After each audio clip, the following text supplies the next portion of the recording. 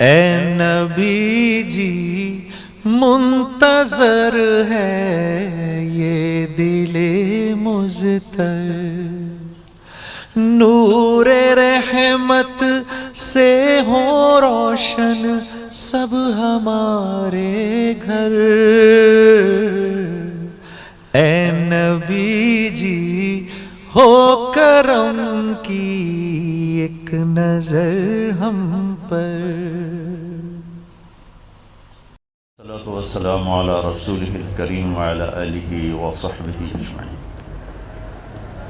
عزیز طلبہ اور طالبات اور میرے محترم بھائی بہنوں دوستو، ہم زندگی خود لے کر نہیں آتے اور نہ ہی خود موت کا پیالہ پیتے ہیں، کوئی اور ہے جو پیدا بھی کرتا ہے، زندگی کی مختلف مہلتیں دیتا ہے اور جب چاہتا ہے واپس بلا لیتا ہے۔ تو یہ زندگی کا فلسفہ کیا ہے؟ اور میں نے تو کوئی اپلیکیشن نہیں دی تھی کہ مجھے پیدا کیا جائے، مرد پیدا کیا جائے، ملتان میں پیدا کیا جائے، یہ اس شکل میں پیدا کیا جائے۔ ان سب بچیوں نے، مستورات نے، ہم میں سے کسی کے پاس کوئی اپلیکیشن کی تاریخ نہیں ہے کہ ہم نے کہا ہو وہ کون ہے جس نے ان شکلوں کو بنایا، وہ کون ہے جس نے آسمان کے چھت کو اٹھایا، زمین کے فرش کو بچھایا، ہواؤں کو چلایا۔ وہ ہم سے کیا چاہتا ہے؟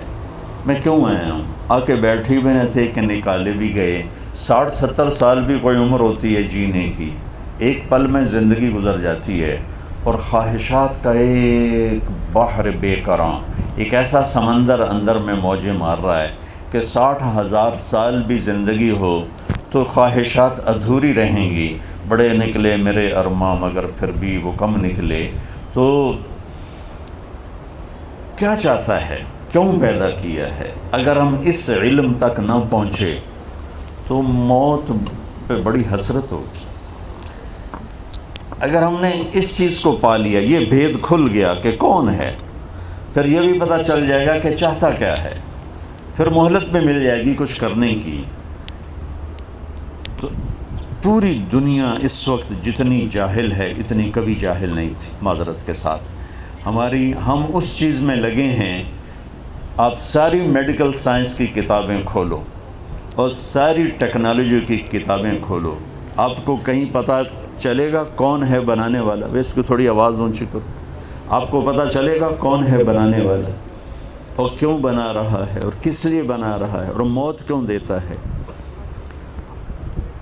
تو اس ساری چیزوں کا جواب ایک ہستی لے کر آئے، وہ ہے محمد مصطفیٰ صلی اللہ تعالی علیہ وسلم۔ انسان 5 سینسرز سے علم لیتا ہے۔ میرے نبی کے سینسر کیسے تھے؟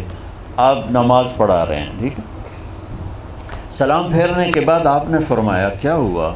لوگ میرے رکوع سے پہلے رکوع کر دیتے ہیں، میرے سجدہ سے پہلے سجدے میں چلے جاتے ہیں، میں جیسے آگے دیکھتا ہوں ایسے ہی پیچھے بھی دیکھتا ہوں، مجھے پیچھے نظر نہیں آ رہا۔ آپ سب بچیوں کو پیچھے نظر نہیں آ رہا۔ آپ کے سب سے بڑے صاحب بیٹھے ہیں اظہر صاحب، ان کو پیچھے نظر نہیں آ رہا، لیکن میرے نبی فرماتے ہیں میں آگے بھی دیکھتا ہوں پیچھے بھی دیکھتا ہوں۔ جس کے پاس ایسی آنکھ ہو اس کا علم کیسا ہوگا؟ پھر یہ تو وہ چھوٹی بات میں نے بتائی، آپ نماز پڑھا رہے تھے اور آپ یوں مصلی پر کھڑے تھے اور آپ نے چلنا شروع کیا، مصلی پہ چلنا شروع کیا، نماز پڑھا رہے ہیں، تلاوت ہو رہی ہے، اور آپ یہ آ رہے ہیں، یہ آ رہے ہیں، یہ آ رہے ہیں، یہ آ رہے ہیں، اور یہاں دیوار آ گئی۔ محراب آپ دیکھتے ہیں اور یہ مینار، یہ پہلی صدی میں نہیں تھے، یہ عمر بن عبدالعزیز رحمۃ اللہ علیہ بنو امیہ کے خلیفہ بنے، انہوں نے محراب بنوائی اور مینار بنایا۔ اب دیوار کے ساتھ لگ کے اب نماز ہو رہی، تھوڑی دیر بعد آپ نے پیچھے ہٹنا شروع کیا، یہ ہٹتے جا رہے ہیں، ہٹتے جا رہے ہیں، ہٹتے جا رہے ہیں، ہٹتے جا رہے ہیں، اور مصلی کے کنارے پر آ کے کھڑے ہو گئے اور آپ نے نماز پوری فرمائی۔ نماز کے بعد صحابہ نے کہا یا رسول اللہ یہ کیا کیا ہے؟ ہم نے تو آج تک کبھی دیکھا نہیں آپ کو۔ مجھے اس خیمے کی چھت کے اوپر نظر کچھ نہیں آ رہا، آپ سب میرے ساتھ ہیں، آپ میں سے کسی کو اوپر نظر نہیں آ رہا۔ اور میرے نبی نے فرمایا کہ میں جب نماز پڑھا رہا تھا تو میرے اللہ نے میرے سامنے جنت کھول دی۔ جنت کہاں ہے؟ 7ویں آسمان سے شروع ہوتی ہے اور اللہ کے عرش کو جا کر اس کی چھت لگتی ہے. اور ایک ہستی ایسے ہیں جو مسجد میں کھڑے ہو کر 7 آسمان کو چیر کر مسجد کو دیکھ رہے ہیں. ان کا علم کیسا ہوگا؟ اور پھر اس کے بعد انہوں نے کہا کہ آپ پیچھے کیوں ہٹے؟ کہا پھر اللہ نے مجھے جہنم دکھائی.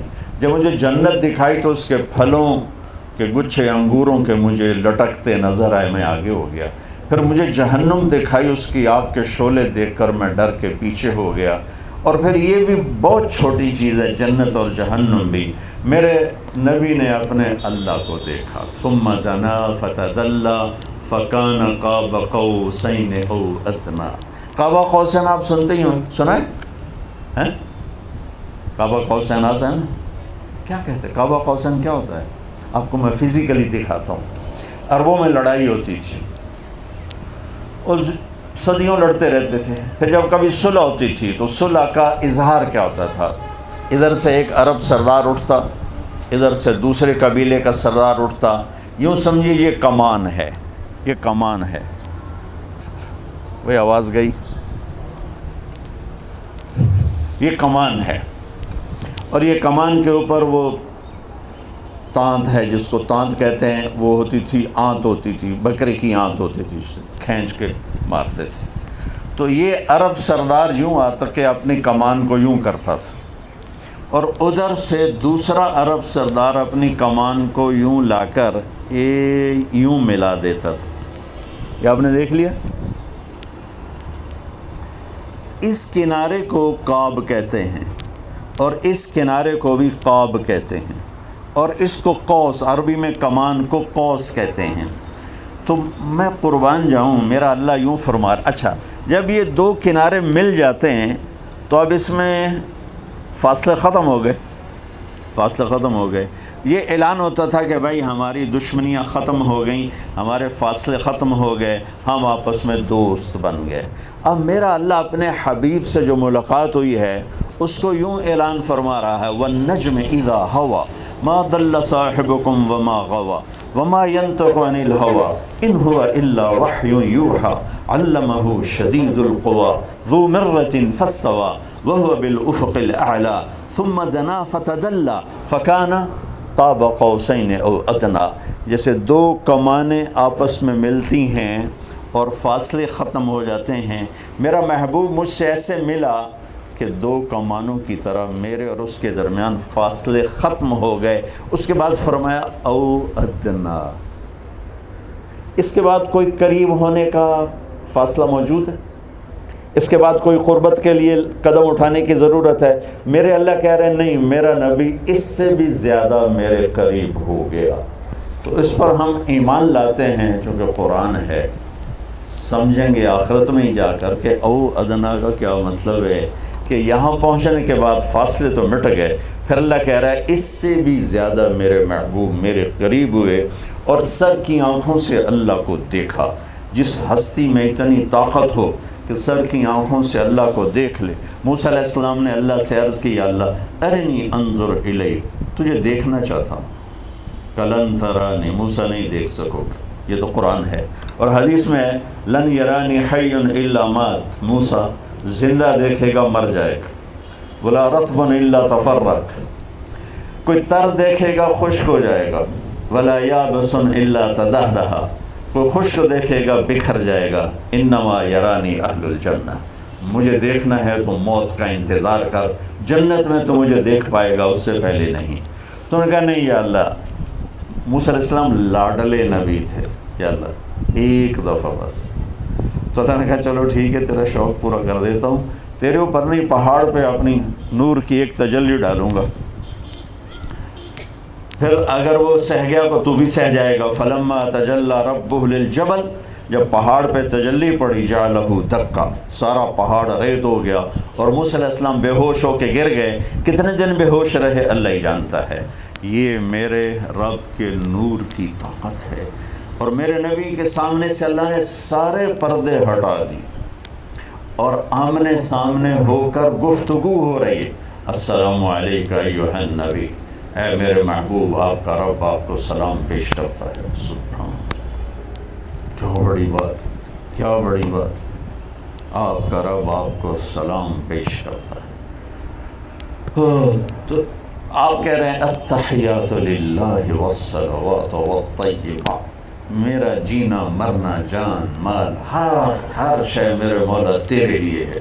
اور اللہ کہہ رہے ہیں السلام علیک ایھا النبی ورحمۃ اللہ وبرکاتہ. اور وہاں گفتگو ہو رہی ہو، کتنی احادیث بھری پڑی. میں معراج کا واقعہ نہیں سنا رہا، میں سنا رہا ہوں کہ میرے نبی کی پرواز کیا ہے اور میرے نبی کا علم کیا ہے. آپ پیدا ہو رہے ہیں، ویسے بھی شفا بنت اسد، آپ بھی سب ڈاکٹر بن رہے ہیں. اس زمانے کی لیڈی ڈاکٹر کو ہمارے دیہاتوں میں دائی کہتے ہیں، دائی. تو وہ تھیں شفا، ان کا نام تھا شفا بنت اسد. ان کے ہاتھوں آپ پیدا ہوئے ہیں. بچہ پیدا ہوتا ہے تو بہت کچھ پیٹ سے نکلتا ہے، 9 مہینے کا رکا ہوا، اور بچہ بھی ایسے ہی گندگی میں بھرا ہوتا ہے، نہلایا جاتا ہے. آپ تو لیڈی ڈاکٹر ہیں، روزانہ دیکھتے ہیں. لیکن جب میرے نبی ماں کے پیٹ سے باہر نکلے تو جسم پر ایک ذرے کے برابر کوئی گندگی نہیں تھی، اور پیٹ سے کچھ بھی نہیں نکلا، اور جو ہی نکلے کمرے میں روشنی پھیل گئی، خوشبو پھیل گئی. یہ پیدائشی سب سے جدا اور نرالی ہے. وہ کہا یہ کیا ہوا؟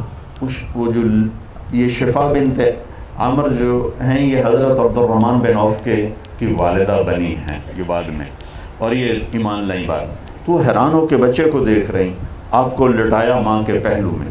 یہ بچہ 15 منٹ کا ہے، 20 منٹ کا ہے. اب یوں پڑے ہوئے ہیں، آپ نے ایک دم کروٹ بدلی، اوندھے نہیں ہوئے، فل سجدے میں چلے گئے. ماتھا ٹیکا، ہاتھ اٹھائے، گھٹنوں پہ ویسے ہی پریشر دیا جیسے ہم سجدے میں دیتے ہیں، اور لمبا سجدہ کیا. ماں بھی ڈر گئی، دائی بھی ڈر گئی، حیران پریشان، یہ اس بچے میں اتنی طاقت کہاں سے آ گئی؟ لمبے سجدے میں کیا آتے ہی اعلان کیا کہ بندگی لے کر آیا ہوں جس میں نماز سب سے اعلیٰ ہے. اور دنیا سے جاتے ہوئے بھی اعلان کیا میری امت نماز نہ چھوڑنا. یہ آپ کے آخری الفاظ تھے، نماز نہ چھوڑنا. میری زندگی گزر گئی پھر سفر میں 10% سے زیادہ لوگ نمازی نہیں ہیں. 90% مرد عورت بچے بچیاں چھوٹے بڑے نماز چھوڑ کے. اور میرے نبی آئے تو سجدہ کیا، گئے تو نماز نماز نماز نماز دہراتے چلے. اس کے بعد آپ نے سجدے سے سر اٹھایا، چھاتی کو اوپر کیا، اس ہاتھ کا سہارا لیا. یہ ہاتھ اوپر اٹھا کے انگلی کو یوں کیا تو سارے کمرے میں نور ہی نور پھیل گیا. تو وہ گھبرا گئی دونوں، ماں اور لیڈی ڈاکٹر. انہوں نے خیر ان کو ماں نے اٹھا کے گود میں لیا. یہ حصہ سنانا چاہتا تھا کہ یہ ہستی پیدائشی کس طرح علم کو اندر لیا اور پھر کیسے ڈیلیور کیا. ماں نے گود میں لے لیا کہ ہوا کیا، یہ ہے کیا. ان کو دیکھ رہی ہیں تو ایک گھر کی چھت پھٹتی ہوئی نظر آئی اور اندر فوگ آ گئی. بادل نہیں تھا، دھند. اس کو عربی میں غمام کہتے ہیں، اس بادل کو سحاب کہتے ہیں. تو غمام، دخل الغمام، فوگ اندر آئی اور پورے کمرے میں اندھیرا چھا گیا. اور اس کے اندر سے آواز آئی طوفوا بہ مشارق الارض و مغاربہا. اس بچے کو مشرق مغرب پھرا دو. لِيَعْرَفُوا بِاسْمِهِ وَنَعْتِهِ وَصُورَتِهِ، تاکہ ساری دنیا کو پتہ چلے کہ یہ کون ہیں اور ان کے پیچھے چلنے والوں کو منزل ملے گی. باقی اندھیروں میں بھٹک جائیں گے، چاہے وہ افلاک کو چھو لیں اور زمین کی تنابوں کو سکڑ دیں اور فتوحات کے جھنڈے گاڑ دیں. اگر وہ یہاں نہیں پہنچے ہیں در مصطفیٰ تک تو ہلاک ہیں، برباد ہیں. دنیا میں چند ٹکڑے مل جائیں گے، آگے ہلاکت کے سوا کچھ نہیں ہے. تو آواز آئی اس بچے کو مشرق مغرب پھراؤ تاکہ ساری دنیا جان لے یہ کون ہیں، کیا ہیں. ان کے پیچھے چل کے مجلس ملے گی، میں کامیابی ملے گی. اب اگلے جملے آپ سب بچے بچیاں اور سارے حضرات غور سے سنو. فرمایا اسے آدم کے اخلاق دو، اسے شیش کی معرفت دو، اسے نوح کی شجاعت دو، اسے ابراہیم کی دوستی دو، اسے اسماعیل کی قربانی دو، اسے صالح کی فصاحت دو، اسے لوط کی حکمت دو، اسے اسحاق کی رضا دو.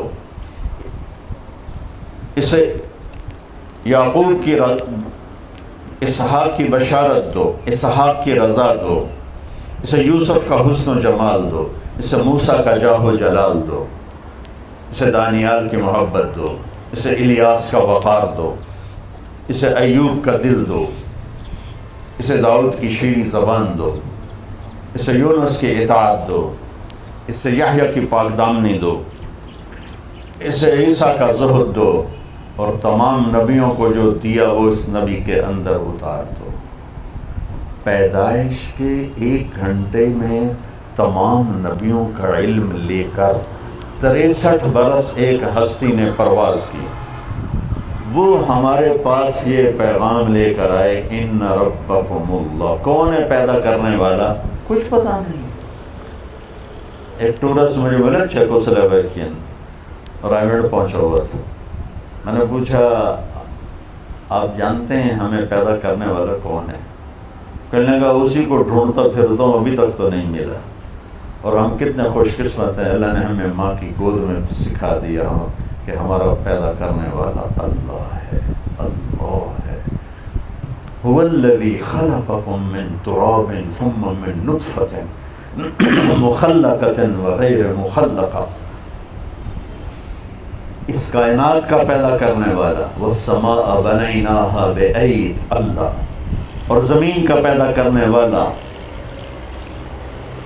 والارض فرشناها، زمین کا پیدا کرنے والا، والارض وما طحاها، زمین کا پیدا کرنے والا، والارض بعد ذلك طحاها، زمین کو بچھانے والا، والارض وما طحاها، اس کے اندر پہاڑ گاڑنے والا، والجبال ارساها، اس میں پانی کے ذخیرے جمع کرنے والا، فاسکناہ فی الارض، اور اس کو اندر سے نکال کے باہر لانے والا، وفجرنا الارض عیونا فالتقى الماء على امر قد قدر، آسمان کو بادلوں سے بھرنے والا، والسحاب المسخر بین السماء والارض، آسمان سے بارش برسانے والا، انا صببنا الماء صبا، زمین کو پھاڑنے والا، ثم شققنا الارض شقا، پھر زمین سے سب کچھ نکالنے والا، فانبتنا فیہا حبا وعنبا وقضبا وزیتونا ونخلا وحدائق غلبا وفاکہتا وابا، یہ سب اللہ ہے، سب اللہ ہے۔ پھر گٹھلی دانے کو پھاڑنے والا،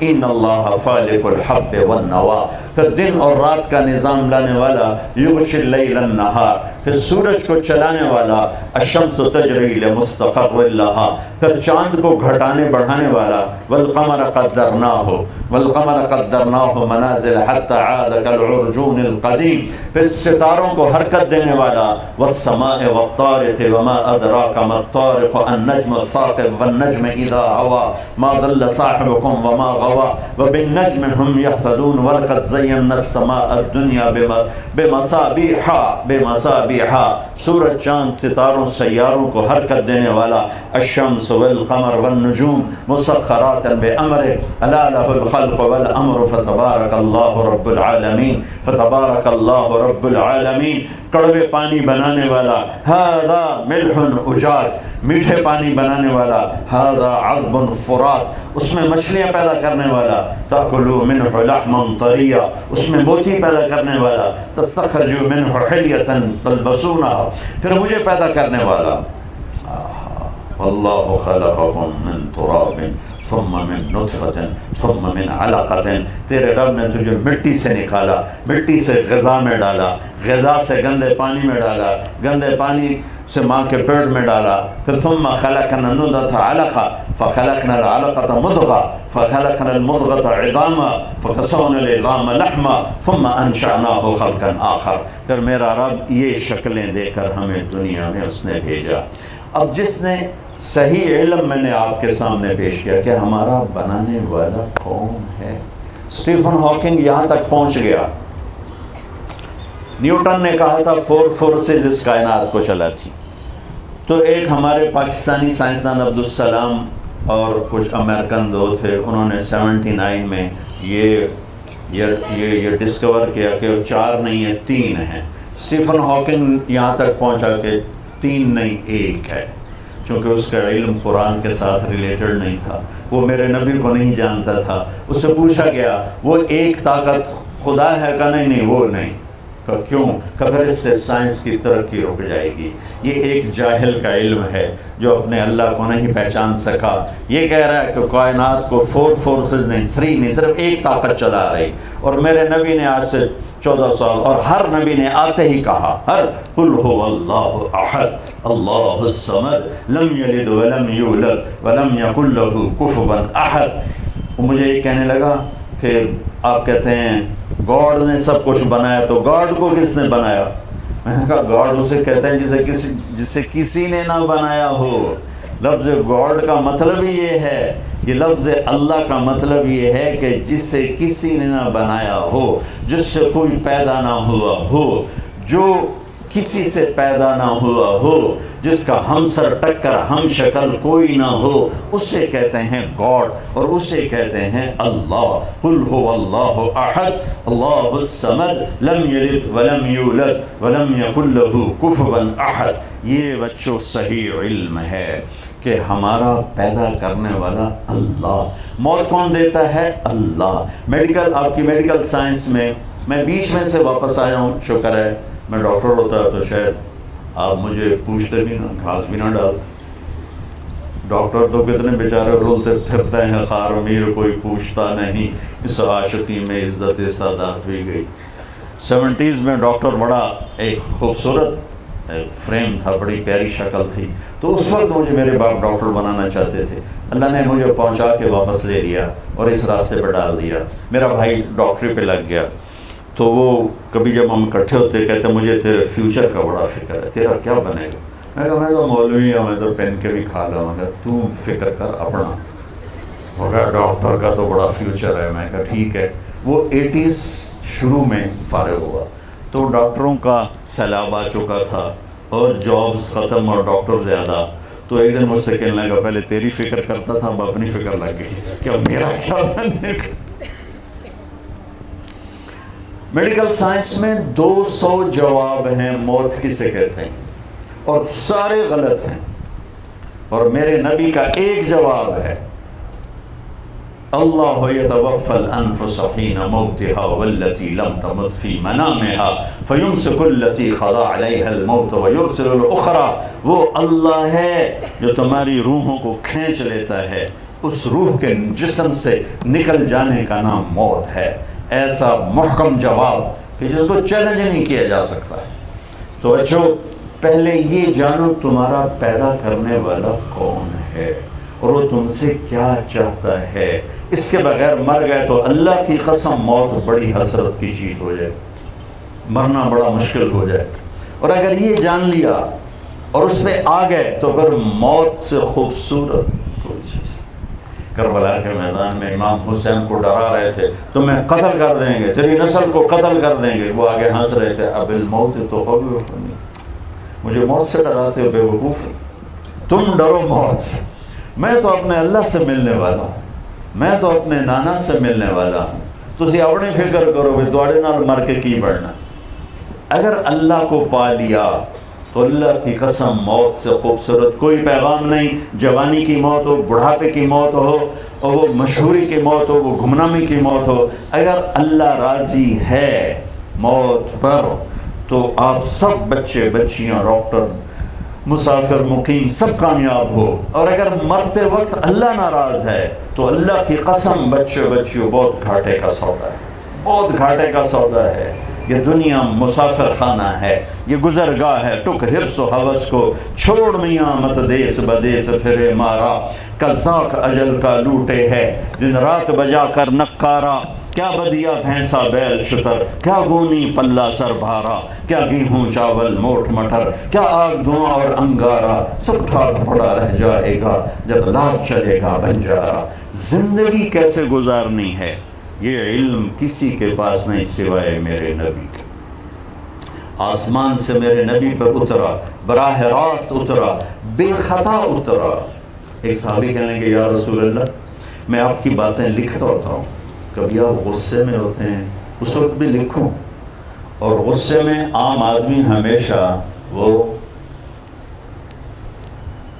ڈی ٹریک ہوتا ہے، کبھی صحیح نہیں بول سکتا. کتنا بڑا بزرگ ہو، کتنا بڑا علامہ ڈاکٹر ہو، غصے میں ٹیڑھا ہو جائے گا. تو اس نے قیاس کر لیا عام لوگوں پر کہ باقی جو ایسے ایسے ہو جاتے ہیں، تو آپ نے کہا عبداللہ میری ہر بات لکھا کر، اس ذات کی قسم جس کے قبضے میں میری جان ہے، اس زبان سے اشارہ کیا، اس زبان سے حق کے سوا کچھ نہیں نکلتا۔ تو آپ سب کی خدمت میں گزارش ہے بچوں، یہ بھی سیکھو کہ اللہ ہم سے کیا چاہتا ہے۔ اللہ نے اپنی چاہت بتائی محمد الرسول اللہ، کہ میں چاہتا ہوں تم محمدی بن کے دکھا دو۔ فوج والوں کی وردی ہوتی ہے، ان کے لیے ایک اعزاز ہوتا ہے۔ آپ کے بڑے جو پرنسپل وی سی ہیں وہ ریٹائر جنرل ہیں، تو ایک وردی ہوتی ہے، وہ وردی جب تک ہوتی ہے تو سٹیٹس اور ہوتا ہے، جب وہ وردی اتر جاتی ہے پھر سٹیٹس اور ہو جاتا ہے۔ میرے نبی ہمیں ایک وردی دے کر گئے جس کا نام ہے اسلام، وہ ایک زندگی ہے جس کا نام ہے اسلام، وہ دن رات کی مصروفیت ہے جس کا نام ہے اسلام۔ ان الدین عند اللہ الاسلام، اس میں چند عبادات ہیں مختصر، 5 نمازیں، سال کے بعد روزے، وہ بھی عورتوں کے لیے اس وقت پیریڈ کے دوران بھائی چھوڑ دو، مت رکھو، بعد میں رکھ لینا۔ حج اور زکوٰۃ پیسے والے کا کام ہے، وہ مالدار غریب کا کام نہیں ہے۔ نماز ایک ایسی چیز ہے جس میں کوئی معافی نہیں ہے، کسی طرح کوئی، سوائے بے ہوش ہو جائے یا پاگل ہو جائے تو معافی ہے، اور نہ کوئی معافی نہیں ہے۔ اور 1440 سال، اب 1440 ہجری ہے، اگر کوئی وقت نماز کے چھوڑ دینے کا مجھے نظر آتا ہے تو کربلا کی جنگ نظر آتی ہے، کہ ظلم و ستم جس عروج پہ تھا نہ پہلے ہوا نہ بعد میں ہوا، اور مظلوم جس عروج پہ تھا نہ پہلے ہوا نہ بعد میں ہوا۔ اور جب نماز کے لیے جب سورج ڈھلا یوں اور امام عالی مقام کی نظر پڑی سورج ڈھل گیا ہے، تو آپ نے ایسے اشارہ کیا، زہیر آپ کے غلام شمر سے کہو نماز پڑھنی ہے، سبحان، نماز پڑھنی ہے۔ تو انہوں نے آگے بڑھ کے اسے کہا چند لمحے رک جاؤ، نماز پڑھنے تو اس کمبخت نے کہا ہماری تلوار چلے گی، تم پڑھو یا نہ پڑھو۔ تو انہوں نے آ کر کہا کہ جی چھٹی نہیں ہے۔ تو آپ نے فرمایا وہ جنگ نہیں روکیں گے، ہم نماز نہیں چھوڑیں گے، ہم یہ پیغام دیں گے کہ اس حال میں بھی سجدہ نہیں چھوٹ سکتا، زیر خنجر بھی یہ پیغام سنایا۔ تو بچوں ایک بات یہ ہے کہ اپنی زندگی میں نماز کو داخل کرو۔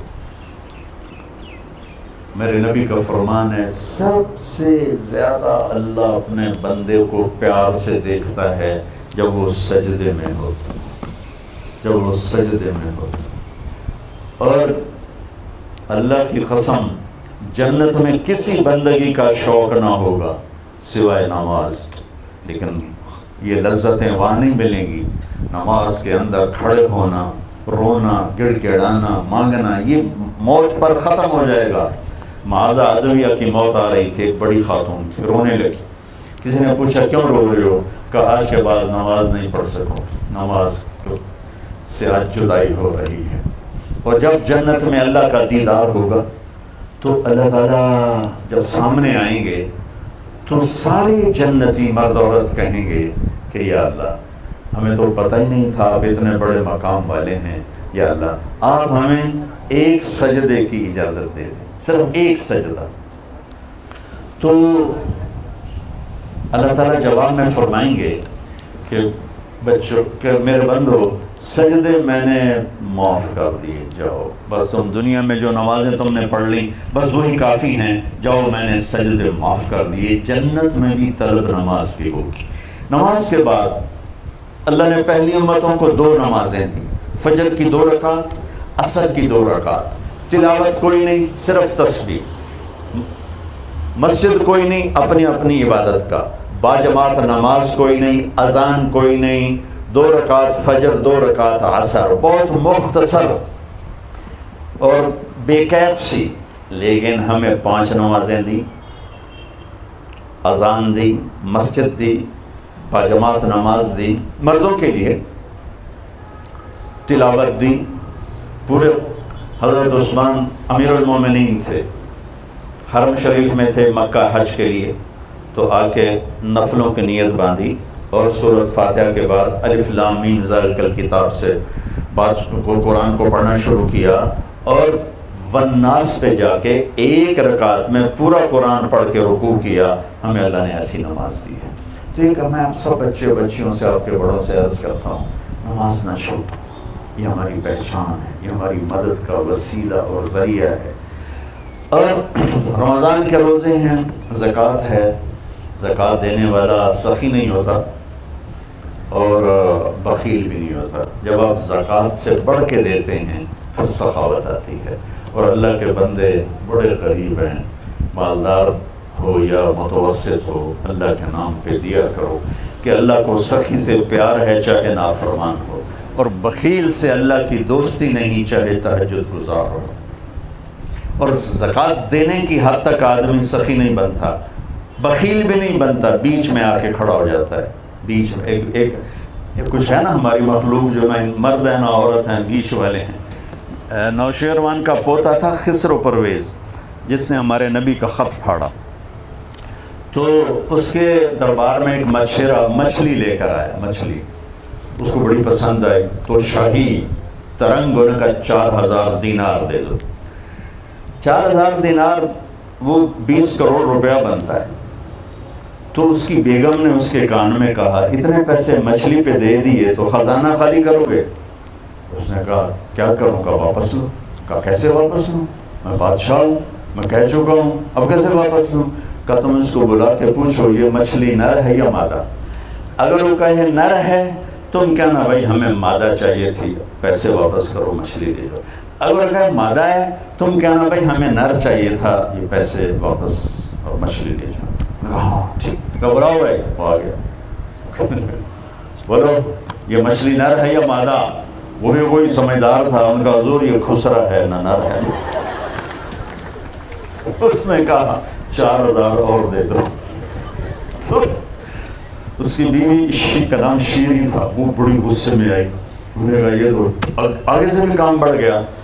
تو جب وہ لے کے جا رہا تھا تو 1 دینار گر گیا، تو اس نے وہ بھی اٹھا لیا۔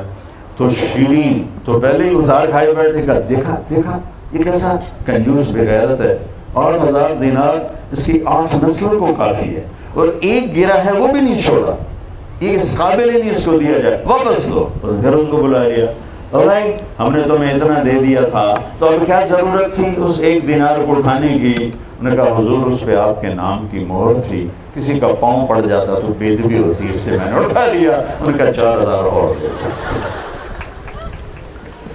تو آپ سب سے کہتا ہوں اللہ کو سخی سے پیار ہے، بخیل سے نفرت ہے۔ الٹا کھڑا ہو کے بھی وظیفے پڑے گا نا، اللہ اس سے پیار نہیں کرے گا۔ اور ایک شیطان کی بات یاد آ گئی، ابلیس ملا ایک بنی اسرائیل کے عادت سے، انہوں نے کہا یار ایک راز کی بات تو بتا دے۔ کہ کیا؟ کہ تیرے یار کتنے ہیں، تیرے دوست کتنے ہیں؟ کہنے لگا ایک شرابی میرا پکا یار ہے، ایک غصے والا جس کو غصہ تو سب کو آتا ہے، جو غصے میں پھٹ پڑے کنٹرول نہ کرے گا، وہ میرا بڑا پکا یار ہے، اور ایک بخیل کنجوس میرا بڑا یار ہے۔ اور اگلی بات بتاؤں کہ اگلی بات یہ ہے کہ اگر کوئی بدقسمت شرابی بھی ہو، بخیل بھی ہو، غصے والا بھی ہو، پھر وہ میرا استاد ہوتا ہے، میں اس کا شاگرد ہوتا ہوں، وہ میرا پیر بن جاتا۔ تو بچوں اللہ سے سخاوت مانگو، اللہ سے معاف کرنا مانگو، اللہ تعالیٰ سے پاک دامنی مانگو، اللہ تعالیٰ سے اللہ کی معرفت مانگو، اس کی محبت مانگو، اللہ کو سخی سے پیار۔ میرے نبی سے بڑھ کر کائنات میں کوئی سخی پیدا نہیں ہوا، میرے نبی سے بڑھ کر کائنات میں کوئی دینے والا پیدا نہیں ہوا۔ اور آج غربت کا دور ہے، صرف زکوٰۃ پہ نہ رہو، زکوٰۃ کے علاوہ خرچ کرو، کتنے کسی کی دعا ملے گی اور آپ کا بیڑا پاک ہو جائے گا۔ اور اس کے بعد عبادات کے بعد زندگی کا دوسرا پہلو ہے، وہ ہے دن رات کیسے گزرے۔ تو آپ سب بچے بچیاں بیٹھے ہو، گھر کی زندگی ماں باپ سے شروع ہوتی ہے، بلکہ ماں باپ سے پہلے بیوی، خامد اور بیوی سے شروع ہوتی ہے۔ کائنات کا جو پہلا رشتہ اس دنیا میں قائم ہوا وہ ماں باپ نہیں تھا، بہن بھائی نہیں تھا۔ کائنات کا پہلا رشتہ جو قائم ہوا وہ خامد اور بیوی کے تھا آدم اور حوا. آدم اور حوا اللہ تعالیٰ نے انہیں نکاح کے ساتھ ایک رشتے میں جوڑا، نکاح کے ساتھ جوڑا. اور آدم علیہ السلام اور حوا، آپ سب کو معلوم ہوگا کیونکہ بڑی مشہور بات ہے، یوسف علیہ السلام دنیا میں سب سے حسین مرد آئے، ان سے حسین کوئی نہیں آیا. یہ بات بہت کم معلوم ہوگی کہ عورتوں میں جو آج تک پیدا ہوئیں، جو آگے پیدا ہوں گی، سب سے حسین عورت حضرت حوا پیدا ہوئی. تو ان کی ہائٹ تھی 130 فٹ، 130 فٹ ہائٹ تھی، جو جنت کی ہائٹ ہے. 130 فٹ جنت کی ہائٹ. 130 فٹ پر ہی اللہ تعالیٰ نے آدم علیہ السلام کو اور حضرت حوا کو پیدا کیا. پھر جو ٹائم ہے یہ بھی ایک طرح کی آری ہے جس نے کاٹتے کاٹتے ہمیں چھوٹا کرتے کرتے کرتے ہمارے قد یہاں تک پہنچا دیے. جب اللہ جنت میں ڈالے گا تو دوبارہ 130 فٹ پہ ڈال دے گا. 130 فٹ مرد کا بھی قد ہوگا، 130 فٹ عورت کا. ایک عرب میں حدیث بیان کر رہا تھا، ایک نوجوان کہنے لگا مولانا صاحب اتنے بڑے قد کی ضرورت کیا ہے؟ تو میں نے کہا جنت کی جو حور ہے نا وہ 130 فٹ کی ہے، تو 5 فٹ کا چلا گیا تجھے تو جیب میں ہی ڈالے. اور پھر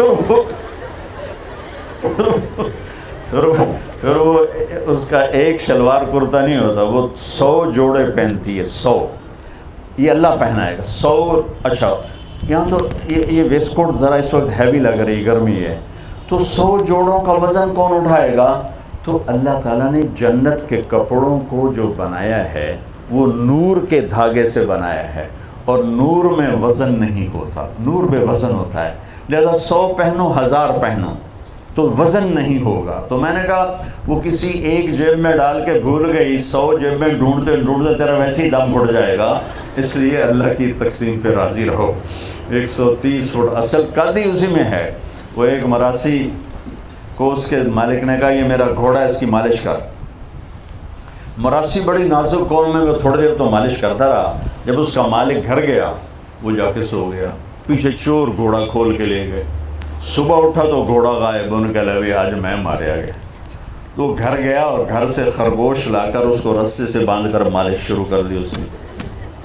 تھوڑی دیر میں ذمہ دار نکلا، اوے وہ میرا گھوڑا کتنے کہ یہ کھل ہوتا ہے. بے وقوف ہے، گھوڑا ہے. وہ تو خرگوش ہے کہ نہیں صحیح گھوڑا ہے. ساری رات مالش کی تھی تو گھس گھس گھس گھس گھس خرگوش بن گیا. تو پیسج آف ٹائم نے ہمیں گھسا گھسا گھسا کے 5-6 فٹ پہ آ کے کھڑا کیا ہے. ہماری بعد والی نسل اس سے بھی نیچے چلی جائے گی، اور جب اللہ راضی ہو کر جنت دے گا تو پھر 130 فٹ کی ہائٹ پر اللہ تعالیٰ لے جائے.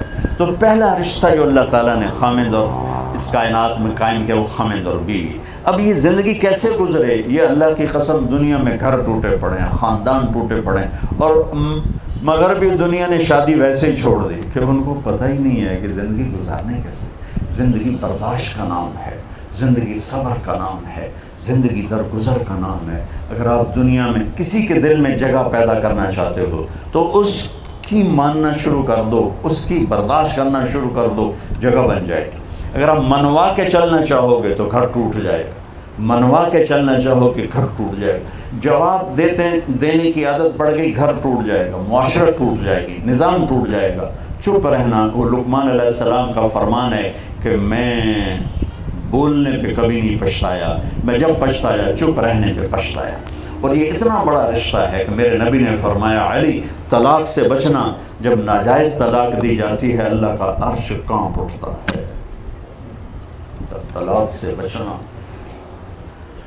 اوہ کتنے گھر اجڑ گئے کہ اپنے نبی کی زندگی نہیں جانتے. بس بچہ ڈاکٹر بن گیا شادی کر دو، بچی ڈاکٹر بن گئی شادی کر دو. انسان بھی ہے کہ نہیں ہے؟ ہمارے ماحول میں یہ نہیں دیکھا جاتا کہ انسان کیسا ہے، وہ بچی اپنی صفت میں کیسی ہے، وہ اپنی صفات میں کیسا ہے. اب لوگ جو پڑھے لکھے لوگ ہیں وہ پوچھتے ہیں تعلیم کتنی ہے. تاجر لوگ پوچھتے ہیں کاروبار کیسا ہے. جاب والے پوچھتے ہیں نوکری کیا کرتا ہے. میرا زمیندارہ تعلق ہے تو زمیندار پوچھتے ہیں زمین کتنی ہے.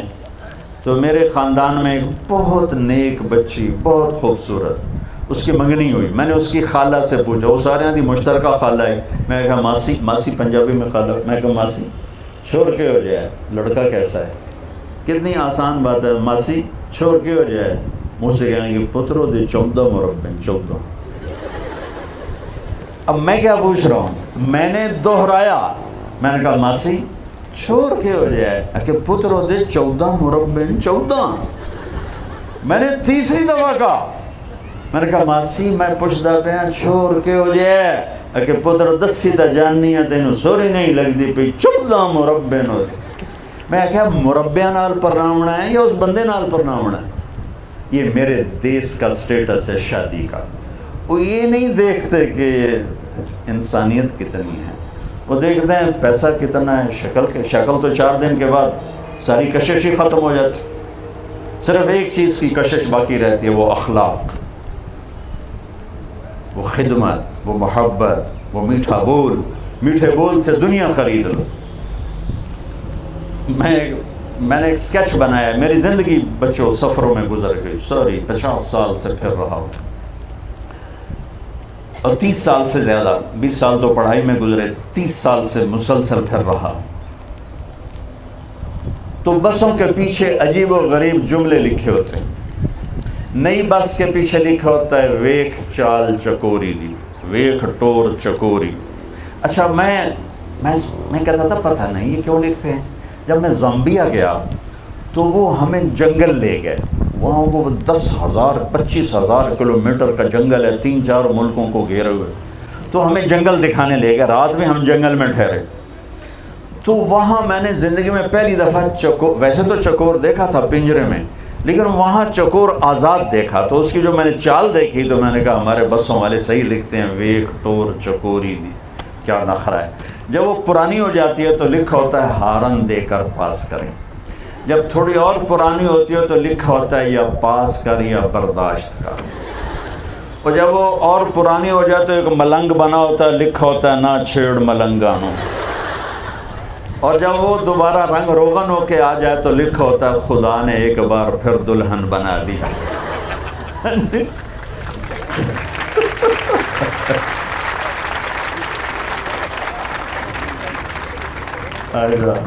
ایک دفعہ میں جا رہا تھا اور میں پڑھ رہا تھا. کچھ پڑھنے کا موقع مجھے سفروں میں ملتا ہے. پڑھتے پڑھتے میں تھک گیا تو میں نے کتاب بند کر کے اوپر دیکھا تو ہم ایک بس کو کراس کر رہے تھے.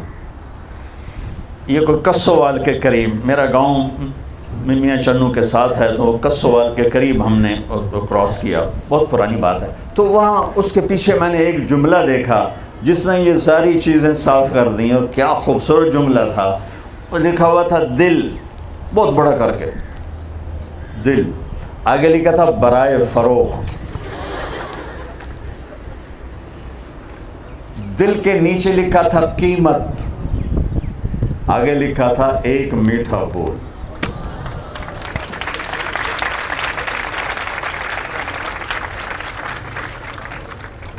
آپ میرے بھائی بہنوں, میرے بچے بچیوں, میٹھا بول سیکھ لو, ہر رشتہ آپ پہ قربان ہو. جو زہر زبان میں ہے, ساری دنیا کی سب سے بڑی خطرناک ناگن,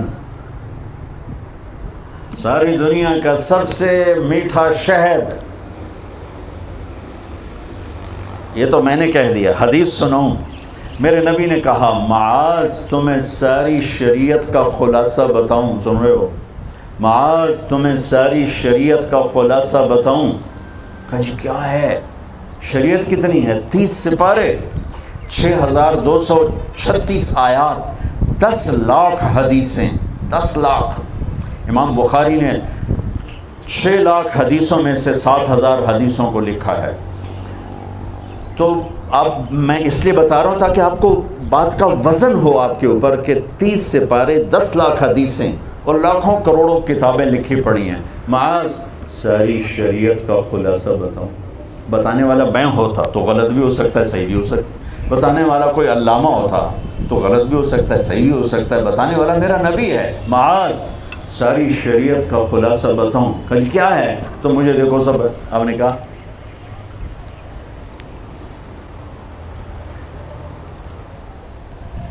اپنے زبان باہر نکال کے فزیکلی کر کے دکھایا، چونکہ مشکل کام ہے، دنیا پھری ہے، بڑے بڑے نیک دیکھے ہیں، زبان پہ قابو پانے والا نہ کوئی مرد دیکھا نہ کوئی عورت دیکھی۔ نہ دیکھنے کا مطلب یہ نہیں کہ دیکھا ہی نہیں، بہت کم، بہت کم، بہت کم۔ اور زندگی کو خوبصورت بنانا ہے تو بچوں، میرے بھائیوں، میری بہنوں، میری بچیوں، اور آپ سب بچیوں سے خاص طور پہ اس لیے کہتا ہوں کہ ہمارے پاکستان بر صغیر کا سسرال بہت ظالم ہے، درد سے کہہ رہا ہوں، سسرال بہت ظالم ہے۔ چپ رہنا سیکھو گی تو زندگی گزرے گی، جواب دینا سیکھے تو زندگی خراب ہو جائے۔ جوائنٹ فیملی سسٹم اس وقت بہت بڑی مشکل ہے، بہت بڑی نعمت تھا کہ رشتے ایک دوسرے کی مدد کرتے تھے، اب رشتے ایک دوسرے کے ٹانگیں کھینچتے ہیں۔ دو بچہ زندگی شروع کریں، ان کے مسائل تھوڑے ہیں، ساتھ پورے خاندان لگ جائے تو تباہی آ گئی۔ جس بچی نے اس خاندان کی نسل کو بڑھانا ہے وہ روزانہ تانے سنتی ہے، تو جو بچہ تیار ہو رہا ہے وہ پیٹ سے ڈپریشن کا مریض بن کے پیدا ہوتا ہے، کہ جب تک جب ذہن فریش نہیں ہوتا ہے اور ڈپریشن کا شکار ہوتا ہے، چونکہ زبان کا بول مار دیتا ہے۔ اس لیے سنو غور سے، میرے نبی کی شریعت میں بچی کا حق ہے کہ اسے الگ گھر لے کر دو۔ اگر تم پیسے والے ہو، اپنی بچے کی شادی کر رہے ہو تو بچے کو الگ گھر میں بساؤ، الگ، تاکہ تم دونوں اس کی زندگی میں اثر انداز نہ ہو سکو۔ اگر یہ نہیں ہے کرائے پر لے کر دو، اگر یہ نہیں ہے تو ایک پورشن الگ اس کا کرو جس میں تمہارا کوئی دخل نہ ہو۔ اگر یہ نہیں ہے تو ایک کمرہ، بہت غریب ہے، ایک کمرہ، ایک کچن، ایک ٹوائلٹ بچی کا حق کے واجب ہے، واجب ہے، واجب ہے۔ اگر یہ نہیں ہے تو پھر اللہ کے فضل نال تسبیح پڑھو، تو روزے رکھو، شادی نہ کرو۔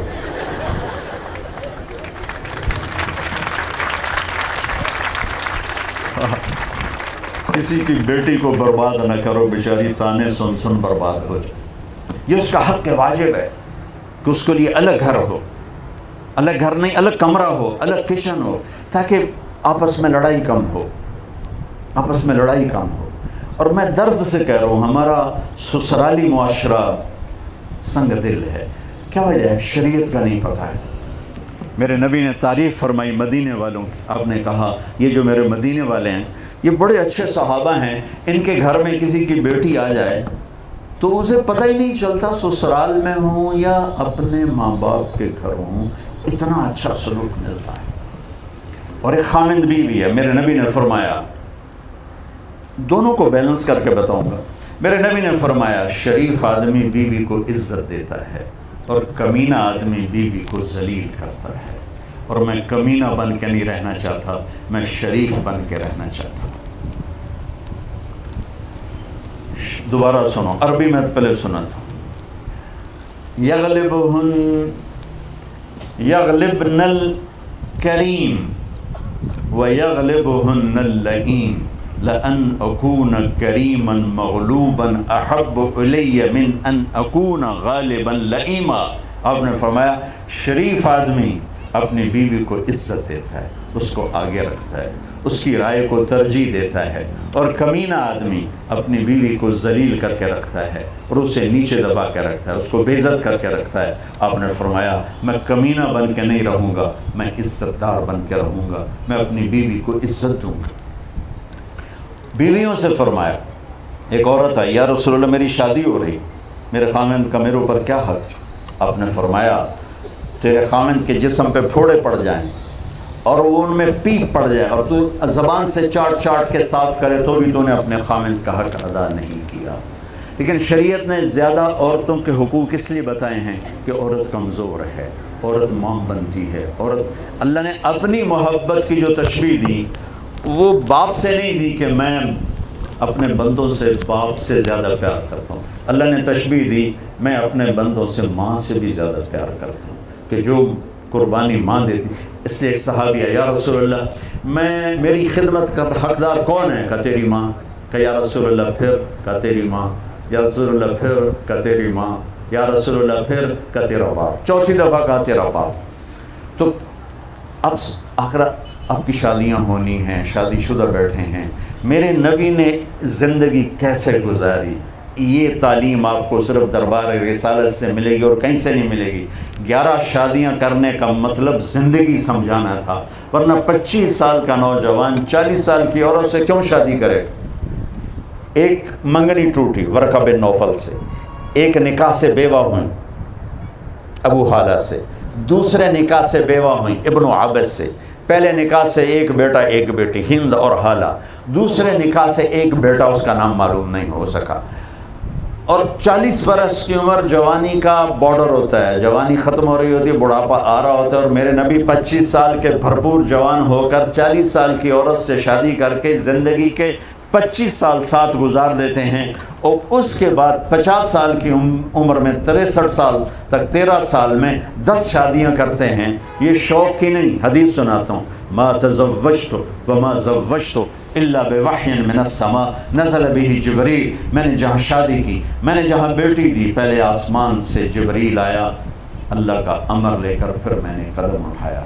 تو میرے نبی کی زندگی، آپ بطور خامند کیسے تھے، آپ کی بیویاں بطور بیوی کیسی تھیں، یہ سیکھنا، یہ سمجھنا ہمارے اوپر فرض ہے، ورنہ زندگی خراب ہو جائے۔ اللہ کی قسم میرے عزیزو، زندگی پیسے سے نہیں بنتی، ڈگریوں سے نہیں بنتی، شکلوں سے نہیں بنتی، گاڑیوں سے نہیں بنتی، زندگی میرے نبی والے اخلاق سے چلتی۔ حضرت میمونہ رضی اللہ تعالیٰ عنہ کے گھر میں آپ تھے، آپ کو پیشاب آیا، آپ اٹھ کے باہر نکل گئے، پیچھے حضرت میمونہ کی آنکھ کھل گئی۔ حضرت میمونہ آپ کی آخری بیوی ہیں جن سے آپ نے 7 ہجری میں نکاح کیے۔ ان کو شیطان نے چکر دے دیا کہ یہ مجھے چھوڑ کے نا میری باری میں دوسری بیوی کے پاس، حضرت عائشہ کی بدگمانی تھی، تو انہیں غصے میں کنڈی لگا تھی۔ جب ہمارے نبی واپس آئے، کہنے لگے دروازہ بند، تو آپ نے دستک دی، میمونہ دروازہ کھول، کہ میں تو نہیں کھولتی۔ آپ نے کہا خیر تو ہے، کیا ہوا؟ کہا مجھے چھوڑ کے میری باری میں دوسری بیگم کے پاس جاتے۔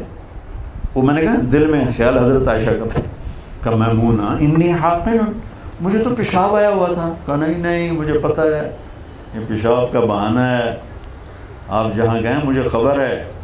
صاحب نے کہا میمونہ میں اللہ کا رسول ہوں، میں 2 نمبری کر سکتا ہوں؟ تو پھر ان کو کرنٹ لگا، پہلے تو سوکن پنے کا وہ تھا نا غالب، یہ بھول ہی گئی کہ میرے نبی تو 2 جہان کے رسول ہیں۔ تو پھر انہوں نے بڑے ڈرتے ڈرتے کنڈی کھولی، میرے نبی نے ایک مسکراہٹ دی اور جا کر اپنے بستر کے تراز۔ بتاؤ آج خان صاحب کی بیگم کے ساتھ کوئی ایسا کرے گا، خان صاحب کی بیگم کنڈی لگا دے، خان کیا کرے گا؟ بولو۔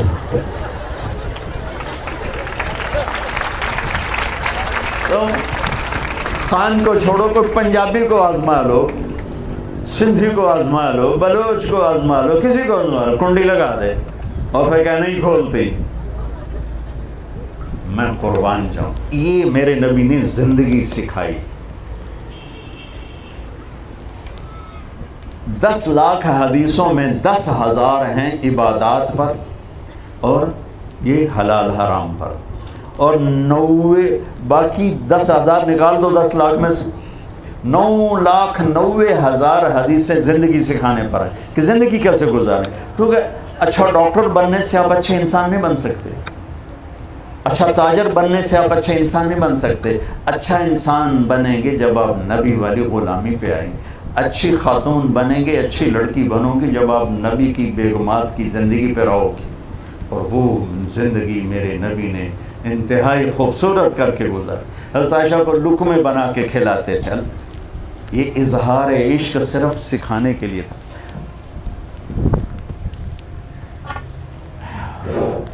یہ گلاس ہے نا، حضرت عائشہ رضی اللہ تعالیٰ عنہ یہاں ہونٹ رکھے اور پانی پیا اور رکھ دیا۔ میرے نبی گلاس اٹھاتے، جہاں حضرت عائشہ کے ہونٹ لگے ہوتے تھے وہاں ہونٹ لگا کے پانی پیتے تھے۔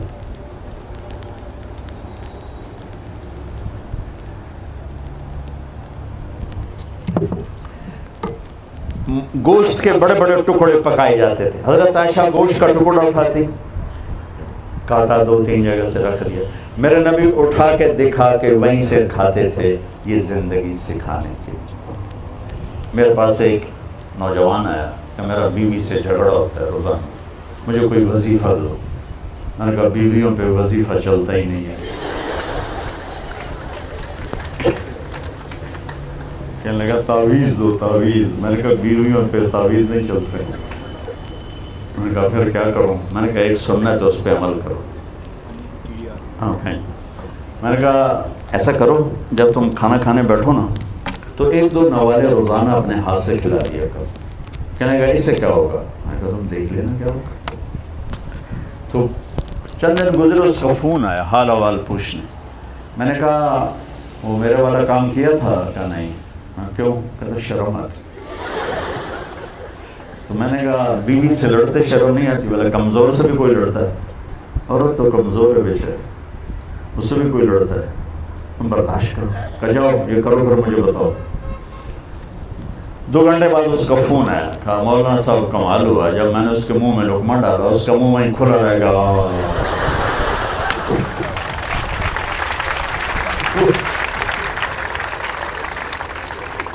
وہ کہنے لگی تو خود تو یہ کر نہیں سکتا، تو مجھے بتا تمہیں کس نے پٹی پڑھائی؟ کہنے لگا مجھے مولوی طارق جمیل نے پٹی پڑھائی. اور اس نے ایسے جھولی اٹھا لی، جھولی ویسے تمہارے لیے دعا کرنے لگی. جتنے رشتے ہیں سب اس زبان کے میٹھے بول سے آباد ہوتے. میرا راجپوت فیملی سے تعلق ہے. ہماری ایک شاخ ہے رنگڑ، بڑے یکھڑ ہوتے ہیں، بہت یکھڑ. تو وہ میں نے ایک دوست کو فون کیا تو وہ گھر پہ تھے نہیں، تو ان کی بیگم نے کہا ہے نہیں. میں نے کہا بتا دینا میں نے فون کیا. تو بعد میں وہ مجھے کہنے لگے کہ مولانا صاحب بڑا لطیفہ ہو. میں نے کہا کیا ہوا؟ میں نے کہا جب میں گھر آیا تو میری بیگم نے کہا وہ تھا مولوی کا فون آیا تھا. میں نے کہا کون سا مولوی؟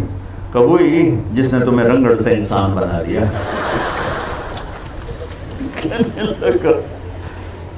کیا کہہ رہی ہے؟ کہ ٹھیک کہہ رہی. میں نے کہا میں پہلے انسان نہیں تھا؟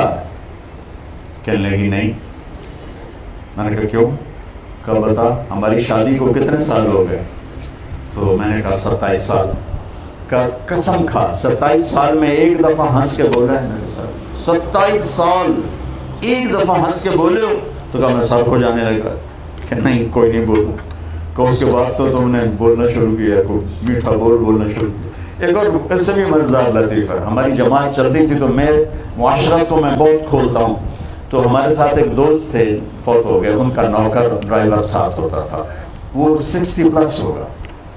تو وہ مجھ سے نا ایک دن اپنی سرائکے میں کہنے لگا مولانا صاحب میں اپنی بیگم نو آکھیا ہوں میرا دل ہے تینوں منجی تے باواں تیرے پیر دھوتے وہ پانی پیواں. تو اس میں نے آکھیا لاکھ لعنت اس آکھے 50 سال تو مینوں لتر مارن تے ہن مینوں پیا نہیں ہے آنا میں تیرے پیر دھوتے پیواں. کہ مینوں پتہ ہی کوئی نہ ہی پہلے بھئی بیویاں نال بھی چنگا کریندا میں تو ایو سنیا ہے بھئی لتر وچ رکھو. کہ مجھے پتہ ہی اب چلا ہے کہ بھئی بیویوں سے بھی اچھا سلوک کیا جاتا. تو گھروں کے مسائل کسی بھی رشتے کو آپ بچانا چاہتے ہیں تو ایک لطیفہ بھی ہے، واقعہ بھی ہے. میرے گھر کا واقعہ ہماری دھوبن تھی ماسی شریفہ مر گئی بیچاری رحمۃ اللہ علیہ. وہ آئی میری بہن کے پاس کہ بی بی میریاں نوواں بڑیاں لڑدیاں میرے نال، میں نے کوئی تمیز دے ساریاں میریاں نوکر بن جاؤں. تھی وہ خود شیرنی اللہ کے فضل سے، سب کو آگے لگایا ہوا تھا، لڑتی خود تھی وہ. تو میری بہن کو تو پتہ تھا کہ مسئلہ تھا ماسی شریفہ دا نوواں دا کوئی نہیں. تو اس نے ایک تعویذ لکھا، پھر اس کو رول کیا کہ ماسی شریفہ اے تعویذ بڑا زبردست ہے، بڑا خطرناک بھی ہے. جس نے لڑائی شروع ہوئے تو ایتھے رکھ کے چک مار رہے بولنا نہیں. جے تعویذ بچ گیا تیرا گھر آباد ہو جائے گا، جے تعویذ ڈھہ گیا تو سب تو پہلے مر جانا. 8ویں دن وہ آئی کبھی بھی تو تا بڑا چنگا تعویذ دیتا، میری ساری لڑائی ختم ہو گئی. کیوں؟ ماسی شریفہ چپ ہو گئی تو لڑنا کیا. تو میں آپ سب بچیوں کو یہ تعویذ دے کے جا رہا ہوں کہ مجھے پتہ ہے سسرال بڑا ظالم ہے. تم یہ تعویذ منہ میں ڈال لینا، انشاءاللہ پتھر سے پتھر بھی موم ہو جائیں گے.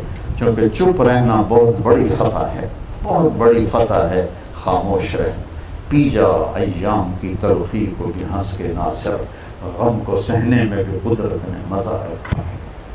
جو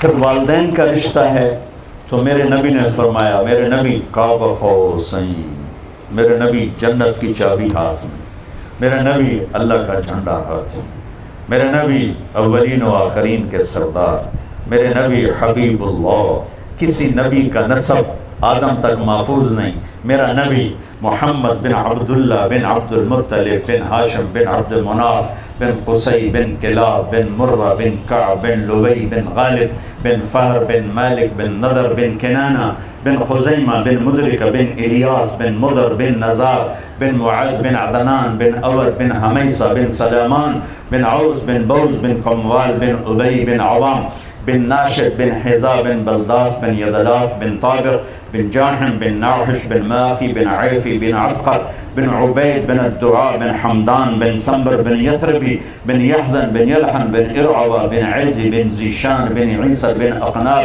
بن ایہام بن مقصر بن ناحد بن زہر بن سمی بن مزی بن عبد بن عرام بن خیدار بن اسماعیل بن ابراہیم بن آذر بن ناحور بن سرود بن رعود بن فائد بن عابر بن ارفخشاد بن سام بن نوح بن لامک بن متوشال بن ادریس بن یرد بن ملہلیل بن قینان بن آنوش بن شیس و بن آدم علیہ السلام۔ یہ میرے نبی کا نسب آپ کو سنایا ہے میں نے، آدم علیہ السلام تک۔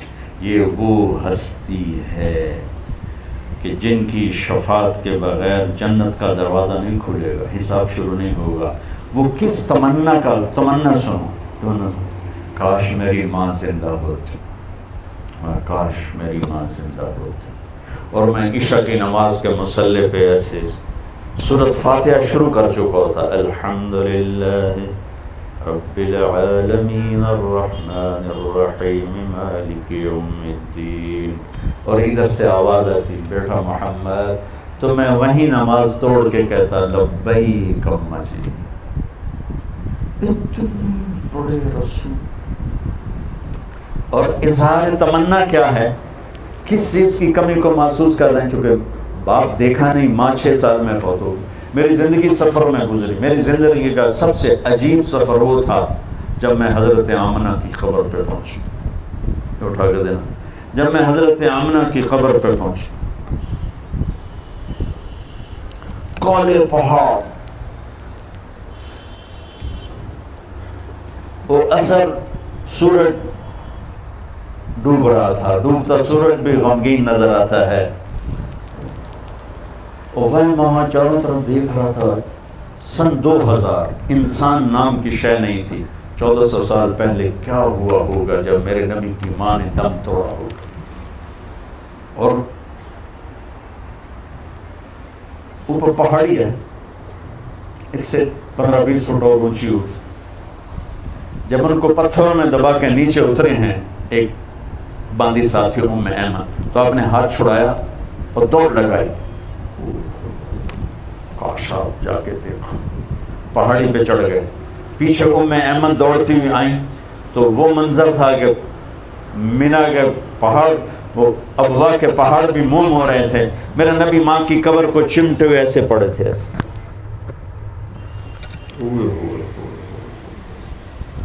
جب ام ایمن قریب ہوئی تو آپ نے سنا، آپ کہہ رہے تھے ماں جی آپ کو تو خبر تھی آپ کے سوا میرا کوئی نہیں، پھر آپ مجھے چھوڑ کے کہاں چلے گئے؟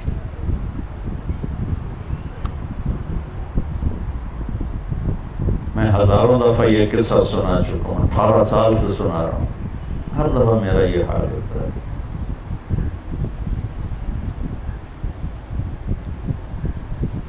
ام ایمن نے اٹھانے کی کوشش کی، انکار کر نہیں، چھوڑ دو، یہیں چھوڑ دو، کھینچ کے نیچے لائیں۔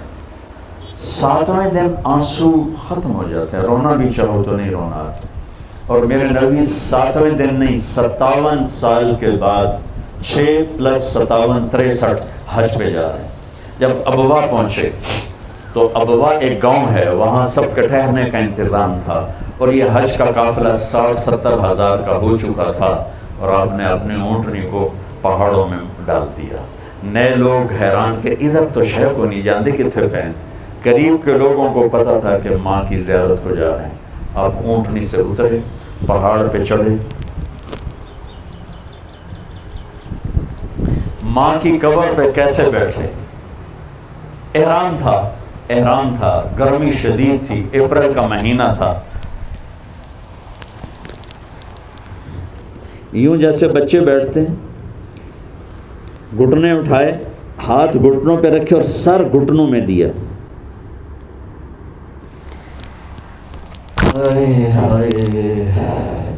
یہ ایک گر گیا، لگا دو۔ آپ نے پوزیشن دیکھی؟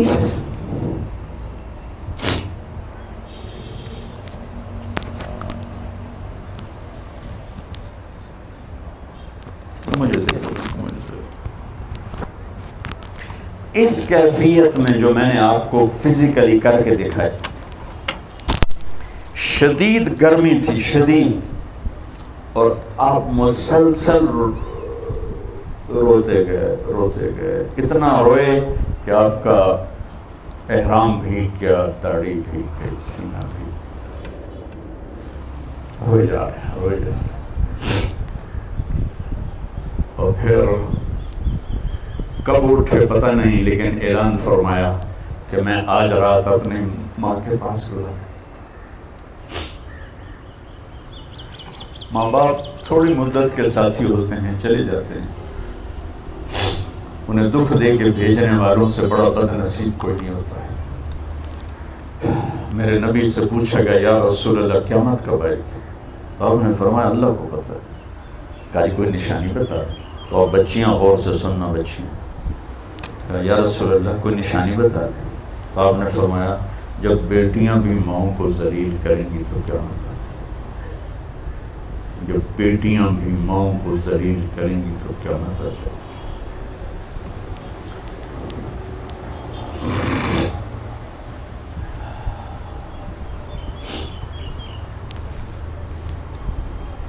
اپنے نبی کی زندگی پڑھو بچوں، کہ زندگی گزارنی کیسے۔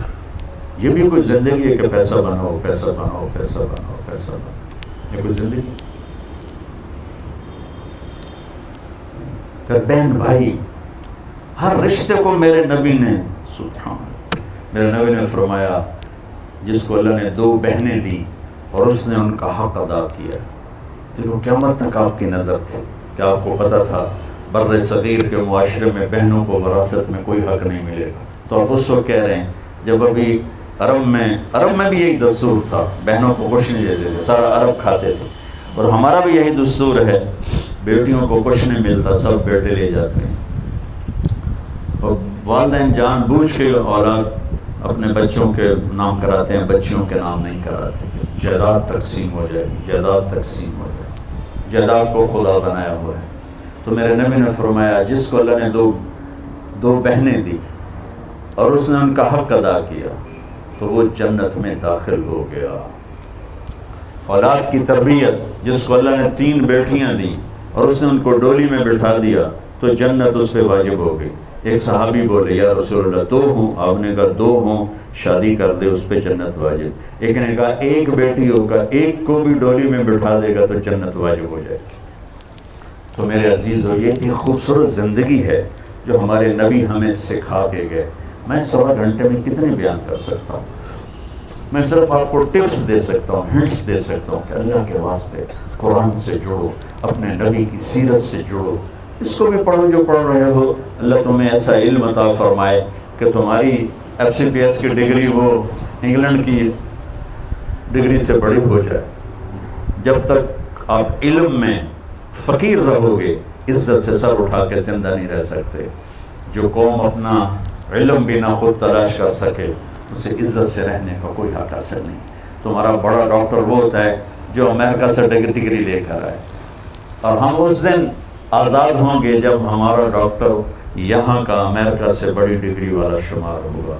کہ علم وراثت نہیں ہے، علم محنت ہے، جو محنت کرے گا اللہ اس کا سینہ کھول دے گا۔ اور ہمارے بچے بچیاں پڑھتے ہیں صرف ڈگری کے لیے اور آگے جاب کے لیے، اور ہمارے ادارے بھی عام طور پہ تعلیمی ادارے نہیں ہیں، کاروباری ادارے ہیں۔ اس لیے نہ ان میں جوش ہے کہ ہم اپنے بچوں کے اندر علم کی شمع روشن کریں، نہ ہماری نسل میں شوق ہے کہ بھی ہم کچھ علم لینے والے بنے، بس ایک ڈگری مل جائے، آگے جاب مل جائے، بس یہاں تک ہماری پرواز ہے، اور یہ بہت پست پرواز۔ تو بچوں اپنی زندگی کو خوبصورت بناؤ، بہن بھائیوں کے رشتے۔ حجاج کے سامنے 3 مجرم پیش کیے گئے، ساتھ ایک خاتون تھی، تو اس نے کہا ان کو قتل کر دو، تو وہ خاتون کہنے لگی ہم غریب لوگ ہیں، معاف کر دو۔ کہنے لگا تیری سفارش پہ ایک کو معاف کر دیتا، تو ایک اس کا بیٹا تھا، ایک اس کا خامن تھا، ایک اس کا بھائی تھا۔ تو وہ کہنے لگی شادی تو پھر بھی ہو جائے گی اور بیٹا بھی مل جائے گا، بھائی نہیں ملے گا، ماں پہ وہ مر گئے۔ وہ کہنے لگی میرا بھائی چھوڑ دے، باقی دونوں مار دے۔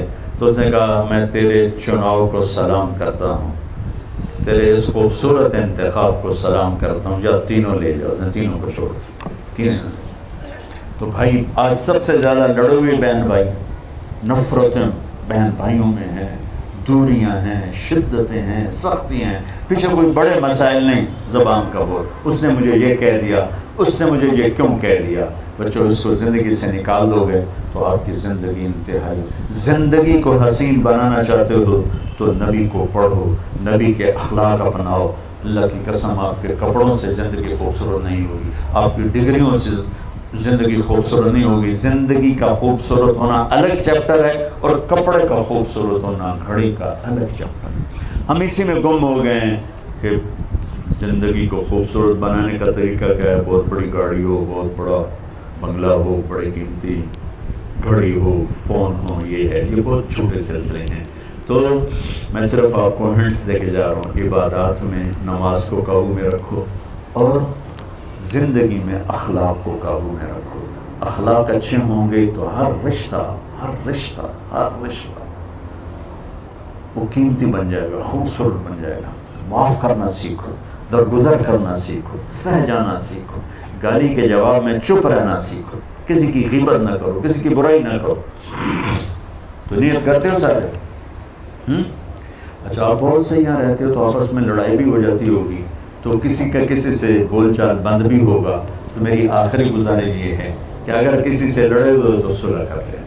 اللہ کو پسند نہیں کہ 2 مسلمان آپس میں بول چال بند ہو۔ جب بول چال بند ہوتا ہے تو اللہ ان کی فائل بند کر دیتا ہے۔ اللہ تعالیٰ فرماتا ہے جب تک یہ صلح نہیں کرتے ان کا کوئی نیک عمل مجھ تک نہیں پہنچنا چاہیے۔ آپس میں بول چال کا بند ہونا اتنا خوفناک کام ہے۔ تو اگر آپ اپنی عمل کو بچانا چاہتے ہیں، اپنی نیکیوں کو بچانا چاہتے ہیں، تو کسی سے لڑو نہیں۔ ہو جائے اونچ نیچ تو بول چال بند مت کرو، بول چال سے باقی رکھو، خود پہل کر لو۔ وہ ذلیل کرے خاموش ہو کے سن لو، تو انشاءاللہ آپ دیکھنا یہ دنیا بھی آپ کے لیے جنت بنے گی، اور آخرت تو جنت ہے ہی۔ اللہ تعالیٰ مجھے آپ کو عمل کی توفیق بخشے۔ السلام علیکم۔